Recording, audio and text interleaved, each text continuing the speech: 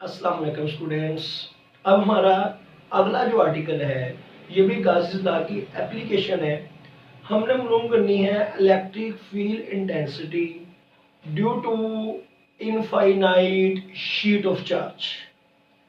हमने electric field intensity किसी point पर मालूम करनी है कि कितनी है। प्लीज़ बच्चे देखिएगा। अज्यूम करें हमारे पास एक शीट ऑफ चार्ज है जिसका एरिया इनफाइनाइट है, यानी बहुत बड़ी है, लेकिन उसका एक स्मॉलर पोर्शन यहाँ पर शो कराया गया है, एक छोटा पोर्शन यहाँ पर शो कराया गया है। यानी कि पूरी की पूरी शीट आपको यहाँ पर शो नहीं कराई गई, उसका एक पोर्शन आपको शो कराया गया है, यहाँ पर पूरी शीट शो नहीं करवाई गई। समझ लीजिए इस पूरी की पूरी शीट पर पॉजिटिव चार्ज यूनिफॉर्मली डिस्ट्रीब्यूट किया गया है। पूरी की पूरी शीट पर पॉजिटिव चार्ज यूनिफॉर्मली डिस्ट्रीब्यूट कर दिया गया है। और हमारा टारगेट जो है इस आर्टिकल में ये है कि आपने इस शीट की वजह से कितना चार्ज होगा इस पॉइंट P पर, ये आपने मालूम करना है आज के टॉपिक में कि इस शीट की वजह से उस पॉइंट P पर कितना चार्ज है, कितनी इलेक्ट्रिक फील्ड है, ये आपने मालूम करनी है। बेटा इसकी थ्योरी भी होती है, वो आपने क्या लिखनी है ताकि सवाल को जब लॉन्ग क्वेश्चन में आप लोग लिखें तो आपको पूरे नंबर मिले। प्लीज देखिएगा इसकी थ्योरी क्या लिखनी है। कंसिडर, अज्यूम करें, consider we have a sheet of charge of infinite extent या infinite area as shown in fig, on which जिस पर positive charge is uniformly distributed, और इस पूरी की पूरी शीट पर पॉजिटिव चार्ज को यूनिफॉर्मली डिस्ट्रीब्यूट किया गया है जैसा कि पिक्चर में दिखाया गया है। We want to find electric field intensity E at point P। हम इस पॉइंट P पर इलेक्ट्रिक फील्ड इंटेंसिटी मालूम करना चाहते हैं। ये पूरी शीट नहीं दिखाई गई। A finite portion of sheet is shown in fig. तो पिक्चर में आपको पूरी शीट का एक छोटा सा हिस्सा दिखाया गया है। तो बेटा उस पॉइंट P पर हम लोग इलेक्ट्रिक फील्ड इंटेंसिटी मालूम करना चाहते हैं। तो हम इस पॉइंट P पर इलेक्ट्रिक फील्ड इंटेंसिटी मालूम करना चाहते हैं। बच्चे यहां पर प्लीज एक बार याद रखिएगा, आपको सरफेस चार्ज डेंसिटी के बारे में बताया जाएगा। प्लीज सुनिएगा, surface charge density is sigma. बेटा सरफेस चार्ज डेंसिटी क्या चीज है ये मैं आपको बता देता हूं। शीट इतनी बड़ी है कि टोटल चार्ज कितना है ये हमें मालूम नहीं है कि टोटल चार्ज कितना है, लेकिन बेटा सरफेस चार्ज डेंसिटी कितनी है ये हमें मालूम है। सरफेस चार्ज डेंसिटी सुनिएगा क्या है, इसका सिंबल होता है सिग्मा और ये बराबर होता है Q divided by A। Sigma का मतलब है कि टोटल चार्ज पूरी शीट पर कितना है ये नहीं हमें मालूम, लेकिन सिग्मा का मतलब है कि पर यूनिट एरिया पर कितना चार्ज है ये हमें मालूम है। प्लीज देखिएगा, मैं अगर कहता हूं कि सरफेस चार्ज डेंसिटी है 5 कूलम पर मीटर स्क्वायर, इसका मतलब है कि इस पूरी शीट के 1 मीटर स्क्वायर एरिया में 5 कूलम चार्ज पड़ा है, that is called surface charge density. Surface charge density का मतलब ये है कि पर मीटर स्क्वायर में कितना चार्ज पड़ा है, that is called surface charge density. देखिएगा इसकी मैं डेफिनेशन लिख देता हूं, charge distributed per unit area, that is called surface charge density। Charge distributed per unit area के 1 मीटर स्क्वायर एरिया में कितना चार्ज है ये हमें पता है, this is called surface charge density. अब हम चलते हैं अपने आर्टिकल की तरफ कि हमें यहाँ पर इलेक्ट्रिक फील्ड एंड डेंसिटी मालूम करनी है। तो बेटा आपको मैंने बताया था 4 काम करेंगे, गाशियन सरफेस अप्लाई करेंगे, चार्ज गाशियन सरफेस में कितना है ये मालूम करेंगे, फ्लक्स निकालेंगे और इलेक्ट्रिक फील्ड निकालेंगे। तो सबसे पहले हम लोग गाशियन सरफेस ड्रा करते हैं। बेटा गाशियन सरफेस वो ड्रा करनी होती है जिसको हल करना आसान हो, वरना आप किसी भी शेप की कर सकते हैं, लेकिन मोस्टली 3 शेप की गाशियन सरफेस यूज होती है, स्फेरिकल, सिलिंड्रिकल, या सिलिंड्रिकल ऐसी शेप होती है, एंड बॉक्स क्यूबिकल। तो यहां पर हम लोग सिलिंड्रिकल ड्रा करेंगे। इस तरह ड्रा करनी है कि ये पॉइंट पी सिलेंडर की एक कॉर्नर पर पड़ा होगा, जैसे कि यहां पर हम इसको ड्रा करते हैं। आपने गाशियन सरफेस ड्रा करनी है in the form of cylinder. तो समझ लीजिए ये हमने गाशियन सरफेस ड्रा कर दी, ये आप समझ लीजिए हमने गाशियन सरफेस ड्रा कर दी।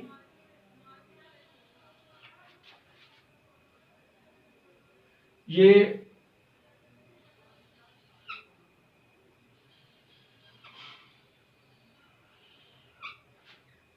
आपकी गाशियन सरफेस आ गई। ऐसे समझ लें कि ये इसमें से आर पार गुजर रही है, that is the Gaussian surface. ये हमने गाशियन सरफेस ड्रा कर दी। ये ऐसे है कि जैसे पेपर हो और पेपर के आर पार आपने ऐसे ड्रा की हुई है। तो ये इस तरह ड्रा करनी है कि पॉइंट पी इसके एक किनारे पर पड़ा हो, that is the Gaussian surface. तो हमने यहाँ पर Gaussian surface in the form of cylinder यहाँ पर हमने ड्रा कर दिया है, आप देख सकते हैं।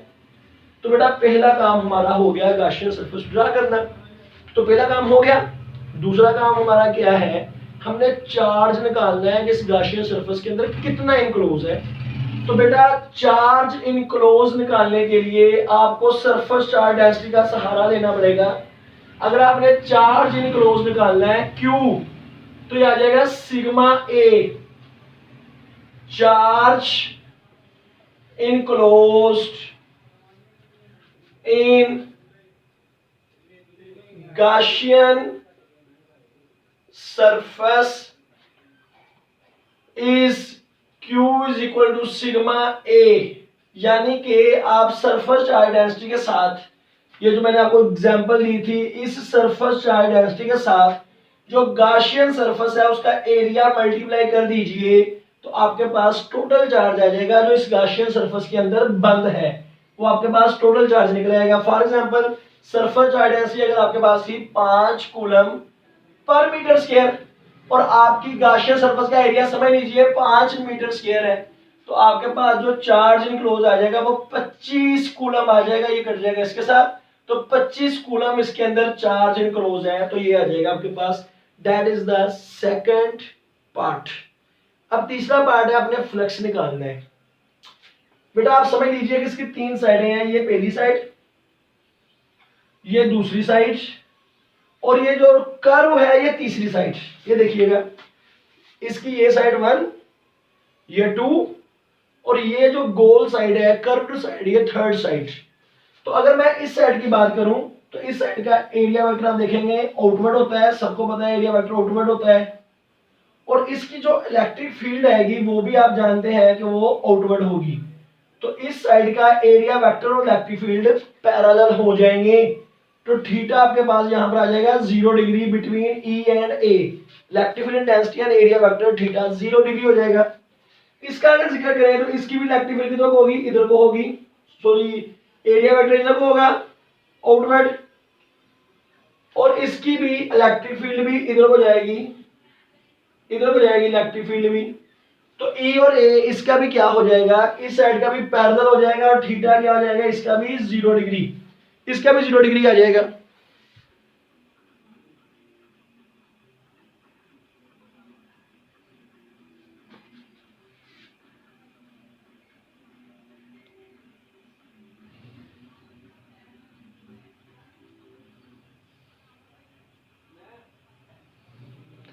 तो आप देख सकते हैं ई और ए पैरेलल हो गए तो इसका भी थीटा 0 आ जाएगा।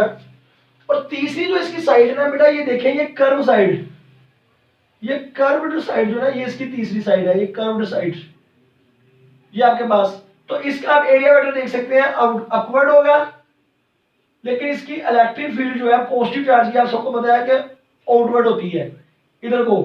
तो इस साइड का जो एंगल आ जाएगा वो थीटा कितना डिग्री आ जाएगा, 90 डिग्री आ जाएगा। यानी इस साइड का एंगल 90 डिग्री, इस साइड का एंगल 0 डिग्री ई और ए का, और इस साइड का भी एंगल 0 डिग्री। बेटा आप सब जानते हैं फ्लक्स का फॉर्मूला होता है E dot A, that is the flux. तो अगर मैं इस साइड की बात करूं, वो 1 वाली साइड की फॉर एग्जांपल हम बात कर लेते हैं, ये आपके पास दूसरी साइड आ गई, और ये आपके पास कर्व साइड जो है ये तीसरी साइड आ गई, ये पहली साइड आ गई। तो फ्लक्स आपके पास, फ्लक्स 1 अगर निकालना चाहे तो यह आ जाएगा ई डॉट ए, यह आ जाएगा ई ए और कोस 0 डिग्री। तो फ्लक्स 1 आपका आ जाएगा ई ए, क्योंकि कोस 0 1 होता है, तो ये इस साइड का फ्लक्स आ जाएगा ई ए। इस साइड का अगर निकालें दूसरी साइड का फ्लक्स, तो आप देख सकते हैं इनका एंगल भी तो 0 डिग्री है, तो ई डॉट ए ये आ जाएगा ई ए कोस 0 डिग्री, तो इसका भी फ्लक्स आ जाएगा ई ए। और जो तीसरी साइड है आपके पास, इनके दरमियान में एंगल 90 है, जो कर्व साइड है इनका एंगल 90 डिग्री है ई और ए के दरमियान में, इलेक्ट्रिक इंटेंसिटी और एरिया वेक्टर के दरमियान में। तो इनका आ जाएगा ई ए कोस 90 डिग्री, और ये 0 हो जाएगा। तो आपके पास ये एक फ्लक्स आ गया, एक ये आपके पास फ्लक्स आ गया, और एक ये आ गया। तो टोटल फ्लक्स जो आपके पास आ गया, टोटल फ्लक्स आ गया 2EA। तो बेटा आपका तीसरा काम भी हो गया कि हमने टोटल फ्लक्स मालूम कर लिया, टोटल फ्लक्स आ गया 2EA। अब चौथा काम रह गया इलेक्ट्रिक फील्ड इंटेंसिटी निकालनी है। बेटा उसके लिए आपको गाउसियन लॉ अप्लाई करना पड़ेगा। क्या अप्लाई करना पड़ेगा? Gaussian law. आप सबने पढ़ा है गाउसियन लॉ। गाउसियन लॉ क्या फॉर्मूला था? Flux is equal to Q over epsilon not. बेटा फ्लक्स की वैल्यू पुट कर देंगे यहां पर 2EA, फ्लक्स की वैल्यू पुट कर दी 2EA, ये वाली पुट कर दी हमने। और बेटा Q की वैल्यू पुट कर देंगे यहां पर जो हमने निकाली सिग्मा ए,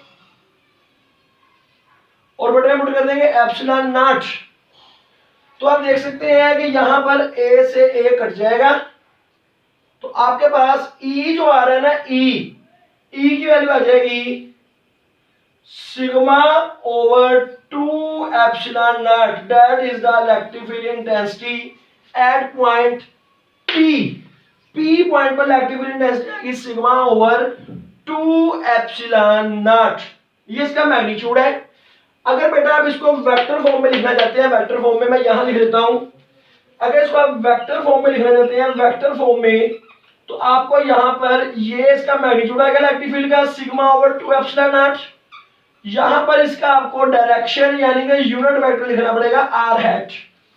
ये आर हैट जो है ये इस इलेक्ट्रिक फील्ड की डायरेक्शन शो करता है, ये यहां यूनिट वेक्टर है, तो ये इसकी डायरेक्शन शो करेगा। तो बेटा आर हैट आपका क्या आएगा, ये डायरेक्शन किधर को होगी? तो आप देख सकते हैं पॉजिटिव शीट है, पॉजिटिवली चार्ज शीट है, तो पॉजिटिव चार्ज की इलेक्ट्रिक फील्ड आउटवर्ड होगी, बाहर की जानिब होगी। पॉजिटिव चार्ज की इलेक्ट्रिक फील्ड आउटवर्ड होगी। आई होप आप सब लोगों को आर्टिकल की समझ लगी होगी। अल्लाह हाफिज।